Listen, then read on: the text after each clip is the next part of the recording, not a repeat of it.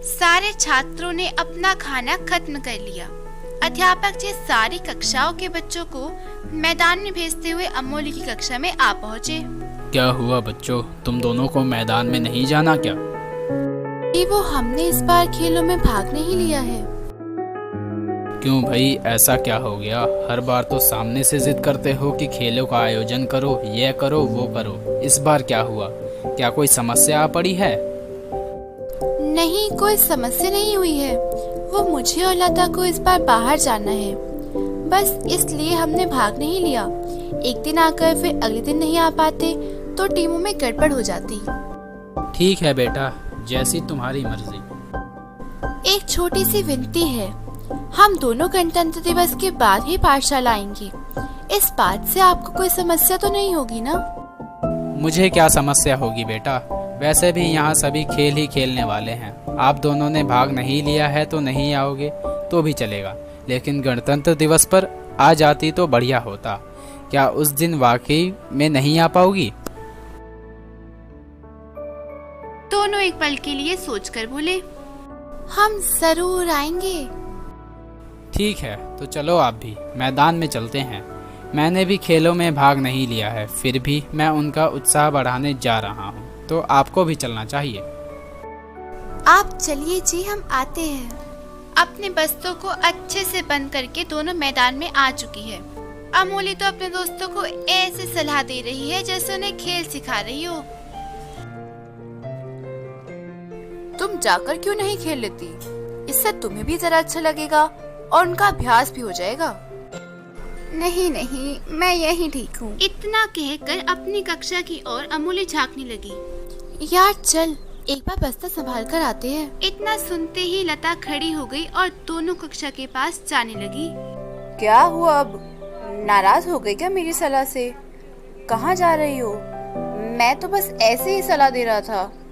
तुम दोनों सुबह भी मायूस थी, तो मैंने सोचा तुम्हें खेलकर अच्छा लगेगा।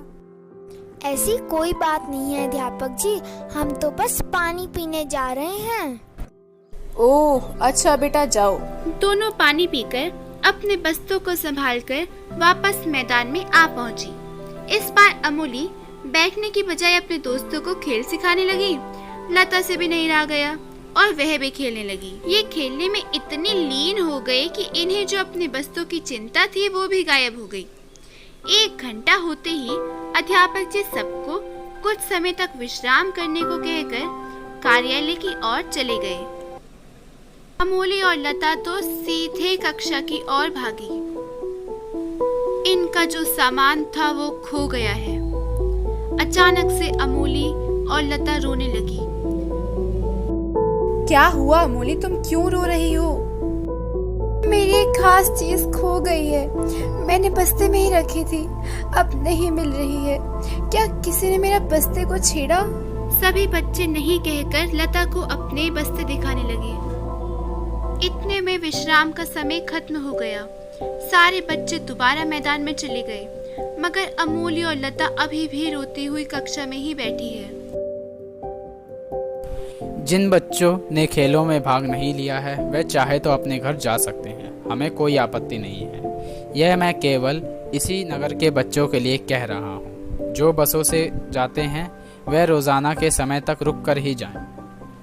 जो बच्चे नहीं खेल रहे थे उनमें से आधे बच्चे घर चले गए। बार बार अमोली अपने खेल को कोस रही है। तुझे यहाँ लाना ही नहीं चाहिए था। तुझे पता है ना पाठशाला में कितने लोग होते हैं। उनमें से अगर किसी ने चुरा भी लिया तो हम पहचान नहीं सकते। वैसे भी मेरी ही गलती है। जब तुमने मुझे पेट दर्द का बहाना दिया था तब मुझे यहीं रहना चाहिए था। मेरी ही मत मारी गई थी जो मैं बाहर चली गई। क्या हम कार्यालय में बता दें? शायद वो हमारी मदद करेंगे। अगर वो कुछ भी पूछे तो तुम कोई भी बहाना बना लेना। पता नहीं यार, अगर मैं कोई बहाना नहीं बना पाई तो अध्यापक जी क्या सोचेंगे मेरे बारे में, जब उन्हें पता चलेगा कि मैं कितना झूठ बोलती हूँ। इधर ये दोनों रोते हुए सोचने लगी, उधर अमोली के माता पिताजी पाठशाला में आ पहुँचे। आते ही सीधा कार्यालय की तरफ जाने लगे। यार, क्या तेरी चीज बहुत ही ज्यादा महंगी थी? तुझे क्या हुआ है? ऐसे क्यों पूछ रहा है? मैंने पहले ही कहा था कि वो मेरी बहुत ज्यादा कीमती चीज है। कहा था कि नहीं? तू ऐसे पूछ रहा है तो कहीं तुझे वो मिल तो नहीं गई मेरी चीज? नहीं, मुझे नहीं मिली।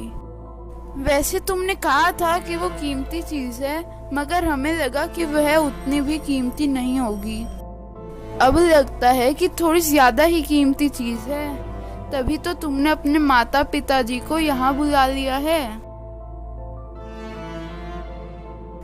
क्या हुआ? मैं तो बस तेरे माता पिताजी को कार्यालय की ओर जाते हुए देखा तो यहाँ आया था। अब मेरे खेल की बारी है, मैं जाता हूँ। अगर सामान मिल जाए तो फिर बताना जरूर। इतना कहकर वह चला गया। अपने पिताजी को पाठशाला में मौजूद होने की खबर सुनते ही अमोली का चेहरा लाल हो गया और लता भी घबराई हुई है। कहीं तेरे पिताजी को कुछ पता तो नहीं चला? एक काम कर, चल और उन्हीं से पूछ लेते हैं। यहाँ बैठे रहेंगे तो कुछ ठीक नहीं होगा। मैं उनका सामना नहीं कर पाऊंगी। मैं नहीं जा सकती उनके सामने। तेरे अलावा किसी को भी नहीं पता कि मैं कितना झूठ बोलती हूँ। लेकिन अमूली, तुमने तो कहा है कि तुम्हारी माँ को सब पता है। ऐसे में वे भी साथ आई होंगी और वे खुद ही इस मामले को संभाल लेंगी। लेकिन मेरी कीमती चीज खो गई है, यह उन्हें नहीं पता है ना। ऐसे में वे कुछ नहीं करेगी। पता नहीं वे यहाँ क्यों आई। शायद माँ ने पिताजी के सामने इस चीज का जिक्र कर दिया होगा और वे लोग इसी के बारे में जानने के लिए आए हो। अगर यह बात सच हुई तो मुझे लगता है कि हम कुछ ज्यादा ही सोच रहे हैं। चल, हम लोग कार्यालय जाते हैं। जो होगा देखा जाएगा। दोनों मुंह धोकर कार्यालय की ओर चलने लगी। अमोली के पिताजी की आंखों से आंसू आए हुए हैं और उसकी माँ भी उदास है। अध्यापक जी अमोली को ऐसे देखते हैं मानो लकड़ी से पीटने वाले हो। अमोली और लता की शक्ल से पता चलता है कि दोनों हद से ज्यादा घबराई हुई है। सुना है तुमने कोई चीज खो दी है। क्या तुम हमें बता सकती हो कि वह चीज क्या है अमोली? हम बस इसलिए पूछ रहे हैं क्योंकि हमें एक कीमती चीज मिली है। अगर वही चीज तुम्हारी है तो हम तुम्हें लौटा देंगे। जी, एक लाल रंग के रुमाल में मेरे 2000 रुपए है। क्या आपको वही लाल रंग की रुमाल मिली? हाँ, और वो भी तुम्हारे बस्ते से। हमें गलत मत समझना, मगर हमें यह काम करना पड़ा। तुम्हारे अध्यापक जी को तुम्हारे बदले हुए व्यवहार पर शक हुआ। उन्होंने तुम्हें सुबह से ही अपनी निगरानी में रखा। जब तुम खेलने में व्यस्त हो चुकी थी तब उन्होंने मुझे यह बात बताई, इसलिए मैंने तुम्हारे माता पिता जी को बुला लिया है। तुम अभी छोटी हो, लेकिन तुम्हारे माता पिता तो बड़े हैं। फिर भी पता नहीं कैसे तुम्हें इतनी बड़ी रकम देकर पाठशाला भेज दिए। यह बात तो आप भी जानते हैं कि बच्ची छोटी है। अगर कहीं पैसे गिरा दिए या किसी ने चुरा लिए तो आप लोग पाठशाला में आकर हमें ही दोषी ठहराते। हमारे पास आपको देने के लिए क्या जवाब होता? यह कि हमें पता नहीं था कि आपकी बेटी पैसे लेकर आई है। माना कि आप लोग बड़े घर के हो, मगर थोड़ा सोच कर चलना चाहिए कि नहीं? मुझे माफ कर दीजिए अध्यापक जी, लेकिन माता पिता जी को इस विषय में कुछ भी मत बोलिए। इन पैसों के बारे में उनको कुछ भी नहीं पता। क्या तुम ये पैसे अपने ही घर से चुरा कर लाई हो? लेकिन तुम्हारे माता पिता तो कह रहे हैं कि तुम्हारे घर में इतने पैसे है ही नहीं कि तुम घर से पैसे ला सको। तो अब सच सच बताओ कि आखिर ये पैसे आए कहाँ से हैं? माँ ने मुझे शुरू से जेब खर्चे के पैसे दिए थे। ये वही पैसे हैं। मैंने ज्यादा खर्चा नहीं किया था तो इनकी बचत हो गई। अमोली, अब समय आ गया है कि तुम सच बोल दो। इतने वक्त से झूठ बोलती आई हो, अब तो सच बताना ही पड़ेगा। आखिर सच तो एक दिन पता चलना ही है। मैं खुद आज इन्हें बताती हूँ। जी, गलत मत समझ लेना अमोली को। हम कोई अमीर वमीर नहीं है। इसके बचपन में हम अमीर जरूर हुआ करते थे, लेकिन अब हमारे पास उतने पैसे नहीं बचे और ना ही हम इतने रईस है कि बच्चे को 2000 की जेब खर्ची दे सके। जब अमोली समझने लगी और एक दिन इसने हमारी बातें सुन ली तो इसके पिताजी को बिना बताए ही मैंने हमारी गरीबी की सच्चाई इसको बता दी।